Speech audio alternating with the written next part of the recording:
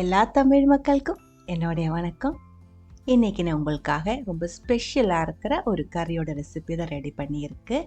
மிளகாய் பச்சடி, மிளகாய் பச்சடி அப்படின்னு சொல்லிடுவேன். பச்சை மிளகாய் கூடவே புளி, இது ரெண்டும் சேர்த்து செய்கிற ஒரு கறி தான் இது. ஊறுகாய் மாதிரி தொட்டு சாப்பிட்ற ஒரு கறியாக இருக்குது.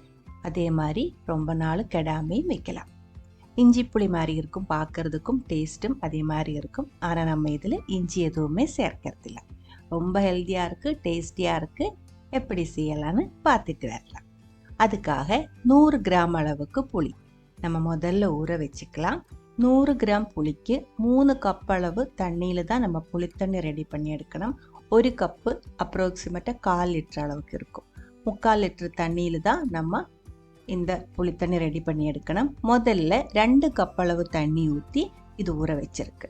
மினிமம் 1 மணி நேரமாவது ஊற வச்சுக்கோங்க. புளி நல்லா ஊறணும்.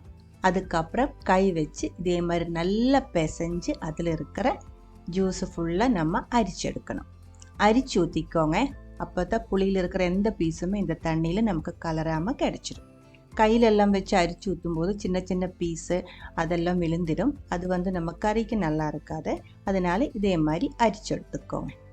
நல்லா அரிச்சு எடுத்ததுக்கப்புறம் மிச்சம் வர்ற அந்த புளி இருக்கு இல்லைங்களா, அதில் இன்னும் ஜூஸ் இருக்கும். அதில் தான் மிச்சம் 1 கப் அளவு தண்ணி நம்ம ஊற்றி ரெடி பண்ணி எடுக்கிறது. முதல்ல 2 கப் அளவு தண்ணி ஊற வச்சு புளி தண்ணி எடுத்துருக்கு. மிச்சம் 1 கப்பு தண்ணி இந்த மிச்சம் வந்த புளியில் தான் ஊற்றி இருக்கு. மறுபடியும் கை வச்சு பிசைஞ்சு மிச்சம் இருக்கிற புளியோட எசன்ஸை நம்ம அரிச்சு எடுத்துக்கலாம். இப்போ நமக்கு 3 கப் அளவில் புளியோட தண்ணி கிடச்சிருக்கு. 3/4 லிட்டர் அளவுக்கு இருக்கும் அப்ராக்சிமேட்டாக. புளி தண்ணி மண்சட்டியில் ரெடியாக இருக்குது. இந்த மண்சட்டியில் தான் நம்ம கொதிக்க வைக்கிறேன். உங்களுக்கு எந்த பாத்திரம் வேணாலும் எடுத்துக்கலாம், மண்சட்டியே வேணான்ட்டு இல்லை. அதுக்குள்ளே 1/4 டீஸ்பூன் அளவுக்கு மஞ்சத்தூள், 1 டீஸ்பூன் ஃபுல்லாகவே வரமிளகாய் பவுடர். நம்ம இதில் காரமாக இருக்கிற பச்சை மிளகாய் நிறைய சேர்த்துடும். அது பார்த்துட்டு அதுக்கு தகுந்த மாதிரி நீங்கள் வரமிளகாய் பவுடர் சேர்த்துக்கோங்க. கூடவே 1 டீஸ்பூன் ஃபுல்லாகவே உப்பும் சேர்த்துருக்கு. இது ஃபுல்லாக புளியாக இருக்கிறதுனால டேஸ்ட்டு பேலன்ஸ் பண்ணுறதுக்காக 2 அச்சு வெல்லம் கூடி சேர்த்துருக்கு. 2 அச்சு வெல்லம்னா 80 to 100 கிராம் அளவுக்கு இருக்கும். வெல்லம் கண்டிப்பாக சேர்க்கணும்.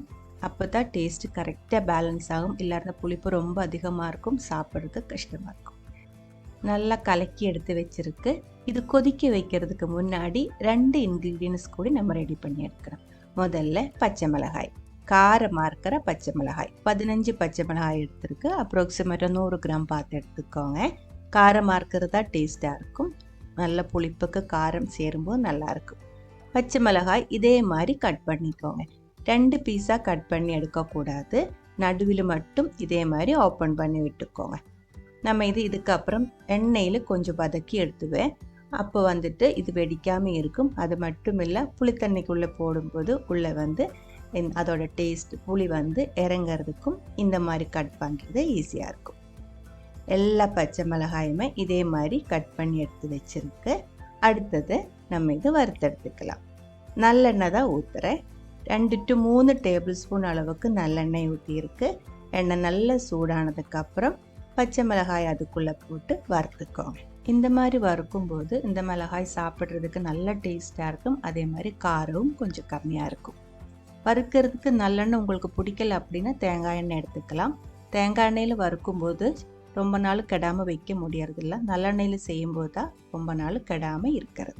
உங்களோட டேஸ்ட்டுக்கு தகுந்த மாதிரி எண்ணெய் எடுத்துக்கோங்க. பச்சை மிளகாய் நல்லா கோல்டன் ப்ரௌன் ஆகிற வரைக்கும் வறுத்ததுக்கப்புறம் மாற்றி வச்சுக்கலாம். மிச்சம் இருக்கிற எண்ணெய் நம்ம தாளிக்கிறதுக்கு எடுத்துக்கலாம். அதை இங்கே மாற்றி வச்சுக்கோங்க. அடுத்தது 2 டேபிள் ஸ்பூன் அளவுக்கு உளுந்தம்பருப்பு, கூடவே 2 டேபிள் ஸ்பூன் அளவுக்கு கருத்த எள். 2 டேபிள் ஸ்பூன் அளவுக்கு எள் எடுத்ததுக்கப்புறம் 2 டீஸ்பூன் அளவுக்கு எள்ளு கூடி நைட்டில் சேர்க்கிறேன். இது வறுத்ததுக்கப்புறம் நம்ம இப்போ லாஸ்ட்டாக சேர்த்துருக்கிற 2 டீஸ்பூன் அளவுக்கு எள்ளு நான் தண்ணி எடுத்து மாற்றி வச்சுருவேன். அதை நான் எப்படி யூஸ் பண்ணுறேன் அப்படின்ட்டு நம்ம அப்புறமா சொல்லிடலாம்.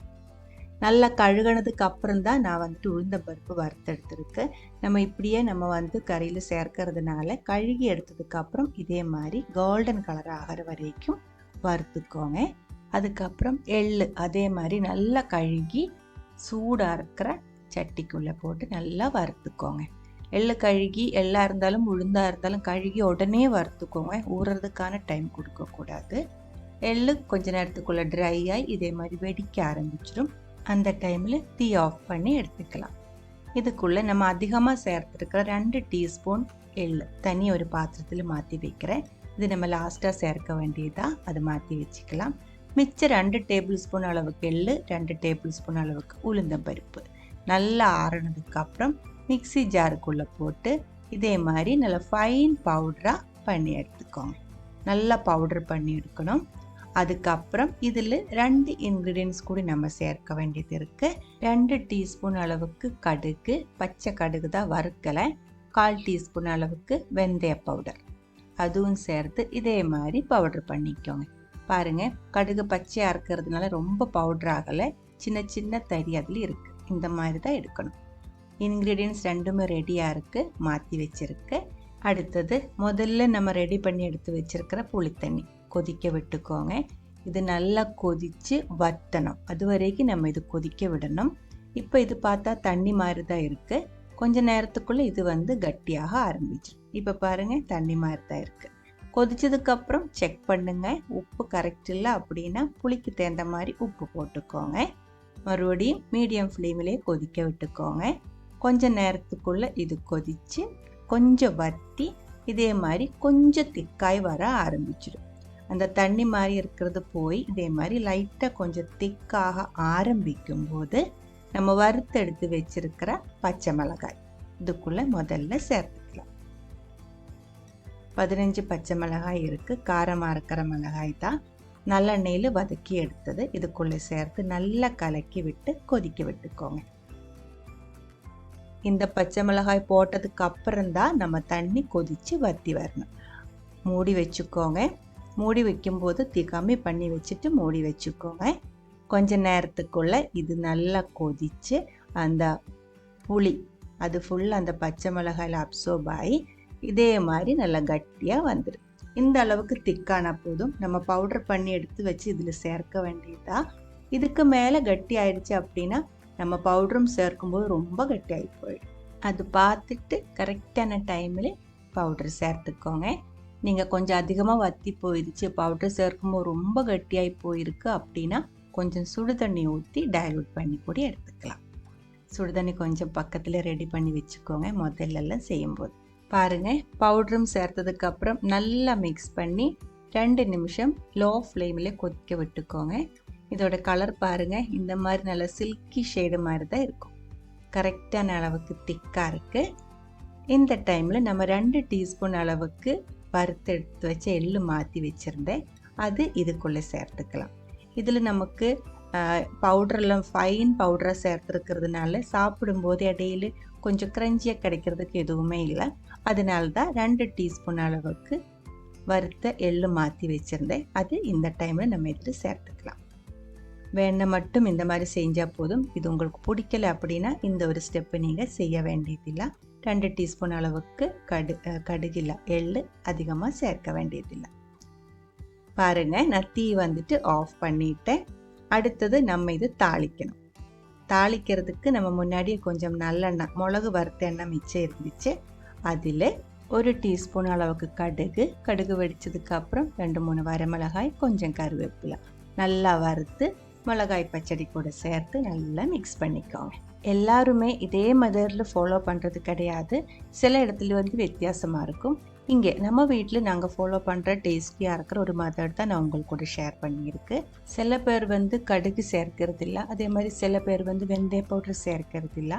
அதே மாதிரி உளுந்தம்பருப்பு, எள்ளு இதெல்லாமே வறுத்து ஃபைன் பவுடராக செய்யாமல் கொஞ்சம் இடித்து போடுற மாதிரி க்ரஷ் பண்ணி கூட சேர்த்துரு. அந்த மாதிரி செய்யும்போது நமக்கு இந்த மாதிரி சில்கி ஷேடொன்னும் கிடைக்காது, கொஞ்சம் துருன்னு தான் இருக்கும். ஒரு டப்பாக்குள்ளே ஸ்டோர் பண்ணி வச்சிருச்சுன்னா ரொம்ப நாள் கெடாமல் இருக்கும். புளிஞ்சி மாதிரி ஊறுகாய் மாதிரியெல்லாம் நீங்கள் இதை தொட்டு சாப்பிட்டுக்கலாம். பிடிச்சிருந்தா ட்ரை பண்ணி பாருங்கள். அதுக்கப்புறம் உங்களோட கமெண்ட்ஸ் எல்லாம் சொல்லிடுங்க. இந்த சமையல் பிடிக்கிற ஃப்ரெண்ட்ஸுக்கு ஷேர் பண்ணி விட்டுக்கோங்க. அடுத்த ஒரு வீடியோவில் நம்ம உடனே பார்க்கலாம். அது வரைக்கும் வணக்கம்.